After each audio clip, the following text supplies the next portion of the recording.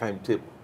So, and to be able to clear that if in fact I apply online, I make the payments online, I can get it right away and not have to wait for days. So PM, what are we putting in place to mitigate against that? In terms of time? Yeah, time. Yeah. Okay, well, we are working with the departments to ensure that they have the right infrastructure in place, that they are trained on the system. We've been working with the Treasury Department. FS and I have been collaborating on that to ensure that the Treasury Department, can assist with moving the process forward for the approval of payments.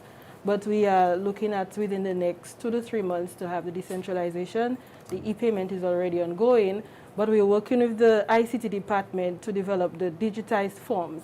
That will take another process of about 3 months or so. Okay, all right, thank you. Now, Ms. Edwards, as we wind down, what are your closing words about the economic challenges we currently face and the collaborative approach that is needed both within government and from citizens to continue turning things around in light of COVID-19?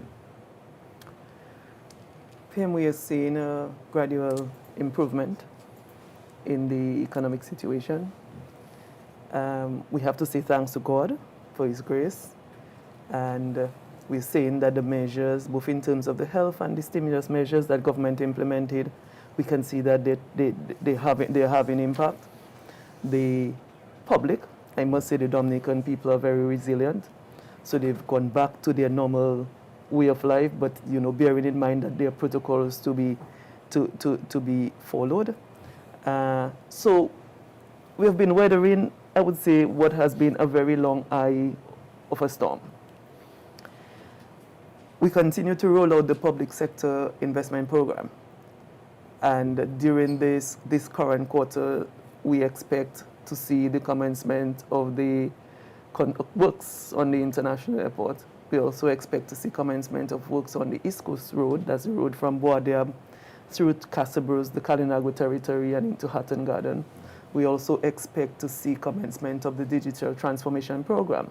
The project team is now in place, and so we expect that will also roll out during this current quarter. So as we see it, with no further shocks, 2021 appears to be very hopeful and very promising for us in Dominica once all of these major activities begin, as well as those that had already started. We have the hotels taking place, we have the hospitals, we have the agricultural program on. So all of these are activities, stimulating activities that we expect to continue to bring some jobs and to have people, employed. It's an opportunity as well for people who are probably in the tourism sector. I know many of them have basically moved from that sector into other sectors to gain employment. And so what we as a country have to do is to embrace these opportunities that are around us, and where we need to retool and basically get engaged, because we expect to have much more economic activity this year than we had last year. Once this happens, 2021 should be a more positive view. But critical to that, PM, we cannot say to God, don't send us any more shocks this year. We're not in a position to say that. So we are we're praying that He will allow us to continue to have, a very smooth year without any major disasters.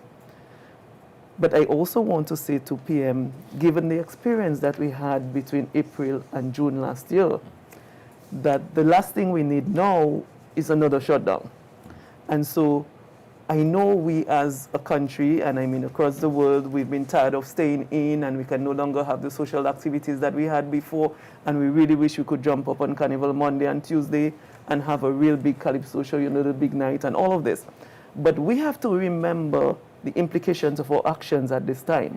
And so I really urge all of us Dominicans to take the necessary precautions, to continue to follow the health protocols, because not following it and having just a little slip up, like we see what's happening in some of our sister countries, it could easily happen here if we're not very careful, if we do not continue to be vigilant, if we do not continue to follow the protocols. And so I see it not just as a health matter. It's more than just you getting COVID. I see this as jobs. I see this as a shutdown of our economy. I see this as another situation where a number of people, if we're not careful, a number of people could then go out to lose their jobs. The businesses, I must say, have been very sensitive to the situation of employees, and so overall we've seen that most businesses have kept on their employees. But everybody has to make that effort, because I do not know that they could take another shutdown and still keep the employees. So it's a national effort. We have to continue. We have to continue to grow, to build that sustainable economy that all of us will want to enjoy and have our children enjoy. Thank you, Pierre. Well, you couldn't have said it better. I couldn't have said it better. Thank you very much, FS. Perhaps secondly, closing remarks, please. Yes, well, I just want to take this opportunity, PM, to thank all of the public service, all of the public officers who have been working across the public service. As FS just said, we've had a number of shocks. We've had Tropical Storm Erica, we've had Maria, and now we have the pandemic. And all through these shocks, we've had public officers on the front lines really helping us through, these difficult times in various, departments, various ministries. Right now, we have the health and emergency services, the fire officers, the police officers, all of the staff of the Ministry of Health on the front lines with the COVID-19 pandemic. And I know yourself, PM, and all of us, the Committee of Permanent Secretaries, we are very thankful, we're very grateful for the work that public officers continue to do. And as we go throughout 2021, we just want to ensure that we can provide great opportunities for public officers to move throughout the public service, for mobility in the public service, and to have a job that you're passionate about, that you enjoy going to work in the morning. Our Minister Roberts always says, when you wake up in the morning, you need to be excited about going to work. And that's what I would really like to see happen in the public service, have a bit more of that we smile, when we get into our office in the mornings. But just to thank everyone, all of our public officers, the Committee of Permanent Secretaries. I know being a permanent secretary is a very hard job, but I just want to thank everyone for their support and the work that they do on a daily basis, PM, and thank you and the Cabinet and everyone for their support. So. Well, thank you very much, FS and CAPSEC. I want to say thanks for accepting my invitation to be here and to provide the information to the Dominican public. I think it's a good exercise that we engage the public and share the public with information and to keep them updated. I must say that I have the greatest confidence in you, FS, and the guidance which you provide to me as the Minister of Finance. And I think having people like yourself in the Ministry of Finance, the country is very fortunate, very diligent and very disciplined. And very sound with your analysis and your advice, and we're very grateful for this. And likewise, CAPSEC, in a new responsibility, previously with PS, and we always had great confidence in your abilities, and we have no doubt, as I have seen, that this exemplary attitude will continue, and you have my fullest support. We shall take a short break, and we'll come back to you for the closing segment of our program this evening. Thank you very much. A site visit to the Joburton location where we'll be constructing the residences for persons who will be directly impacted by the international airport. And also we'll be building additional homes to benefit residents of Wesley who are in need of a housing solution. We have given the go-ahead for the construction of 37 new residences on this site. There are individuals who opted for the government to build a home for them in exchange of the home which the government has acquired, the house which the government has acquired. And so we'll be doing the 37 here. Out of that 37, there are 20 families who did not have land, but they had a house on somebody's property. And the government decided in the circumstance to provide both a lot for those individuals and a house for those individuals. And there are individuals who have opted for cash in exchange of their property. So what we have done is that we're paying them for the value, the market value or the negotiated value of their house, and we've provided them for lot. In every one of those instances, the property owners are receiving a much larger lot here at Joburton than that which the government acquired from them. So, for example, there are people who own 1,900 or so square feet of land, which the government acquired, and they have received about 7,000, 8,000 square feet of land. So we've started clearing the site. The schedule we have on the construction of these residences, these homes, is for completion at the end of August 2021. We have gone through the process with every one of these property owners. We've scheduled them the floor plan, we've scheduled them the elevations, and the architectural drawings, and some of them requested certain changes to the floor plan, and we have agreed to this, and the appropriate changes have been made for this and so. All right, welcome back. I want to thank you again. I hope you had a wonderful weekend. For me, I spent my Saturday in my constituency. I met with the village council on Saturday, and I met with over 150 young people from my constituency. Speaking about the country, speaking about the world, and speaking about the Vegas constituency, I want to thank them for the attendance and for the advice that they continue to provide to me in the constituency and of course the country as a whole. Just a quick update. I visited the Joe Burton site in Wesley on Monday gone, where we have begun the process of constructing some 37 homes for individuals who will be impacted by the construction of International Airport.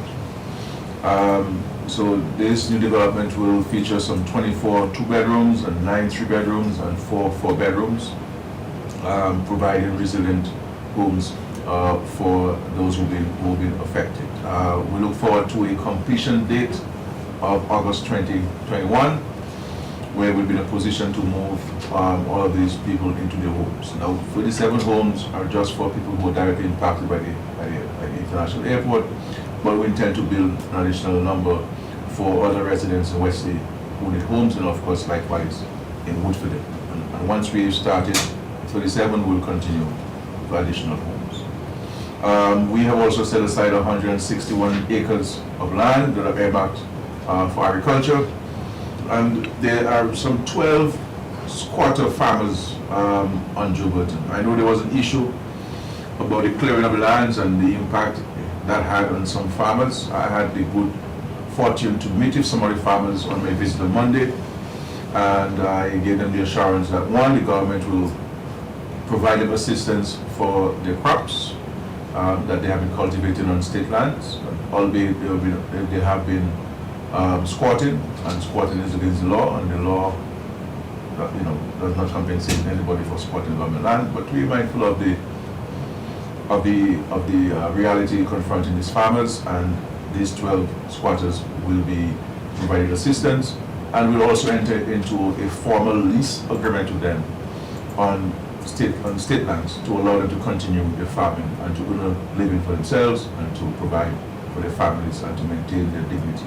And I must say that they were very respectful, they were very understanding, and from all reports, independent reports, they continue to be very cooperative and understanding of the need to build International Airport, and they have in fact started to get their plans with the intention of relocating their cultivation. So we are very happy for this. We have also issued a contract with a local firm, that is Ocean Kai, to engage in the conduct of the environmental impact assessment, which is important. And I met also 2 Calinago brothers who have been occupying some lands there. They came to Wesley to work for somebody, and that person went out of state and they continued to live on the Joe Burton area. I spoke to them about their plans, and they said to me they would like to go back to the Calinago territory. One is from Bataka and the other is from Sensi, and we'll be building a house for them, one house in Bataka and the other in Sensi, to have them relocated and to ensure that they can be in a decent home and they can be comfortable. And so we're approaching the construction of the International Airport in a very respectful way, understanding the sensitivity of it and the implications for many families. But we've always assured people, I want to give them the assurance that you'll be better off tomorrow than you are today in respect to the International Airport. Now, with regards to COVID-19, I want to say to us in Dominica that we have to be a little bit more careful. I get the sense that we are letting our guards down in Dominica. That because we do not have a significant number of cases, active cases, we are of the view that COVID-19 is over. If we all follow the news, we recognize that the entire world, Caribbean and the entire world, is still grappling with this challenge. And anything can cause us to be in a situation like others are now. And I know that, the festive season is on and Carnival is coming on, even if we don't have Carnival on the streets. And there'll always be the temptation for us to have activities. We're not saying there's something wrong to have activities, but we have to ensure that those activities are conducted with respect to the protocols. Social distancing, the wearing of masks, hand sanitizing. Anything can happen. And we heard from the Financial Secretary earlier. The last thing Dominica or any country in the Caribbean needs now is to have a shutdown of its economy. It will create a problem for us that we'll never be able to recover from. And so let us be mindful of the implications. We cannot attempt to destroy our future for a one-night fete or a weekend fete. We have been very respectful of the need for us to provide, opportunities for people to enjoy themselves and to be in a relaxed environment and so forth. But what we see happening in many quarters in the country is a cause for concern. And there are many people who message me today and they specifically ask of me that I remind ourselves, all of us, we don't here pointing fingers at anybody, all of us need to ensure that we continue to adhere to the protocols and to not let our guard down, and so let us not believe that because we moved to 11 cases as of tonight. There are 3 additional cases that were picked up, and these are imported cases. So we now have 11 active cases in our country, but that doesn't mean that we cannot go to 111. Literally overnight. And it doesn't mean we can go to 211 literally overnight. We pray to God that doesn't happen, and we will do everything within our control and our authority and our responsibility not to let it happen. But if we let our guards down, we're going to have that situation. And, we have a job today and we are getting assistance from the government and private sector is employing us and they have recalled many of us back to work. If we go and we have to close our ports, we have to go into curfew, we have to go into state of emergency, we're going to have a problem on our hands. So my dear brothers and sisters, let us be careful about this. Let us be mindful of this. Let us not be like the foolish virgins. Let us be wise in our actions. In respect to vaccines, as I said to you last week, I will be the first who will volunteer to take the vaccine once the vaccines arrive in Dominica. And I know we all have different views about the vaccines, but let us be educated by the health professionals, by the experts in this, and let us all avail ourselves of these vaccines. We are working on a source, and the last time we spoke to Dr. Etienne, and I've said to you before that we're working through PAHO, where PAHO is providing us about 20% for the population, and we're working on some bilateral arrangements that will take us up to much more than that. We are working on a source with the AstraZeneca vaccine, which is approved by CAFA, and it is part of the COVAX PAHO arrangement.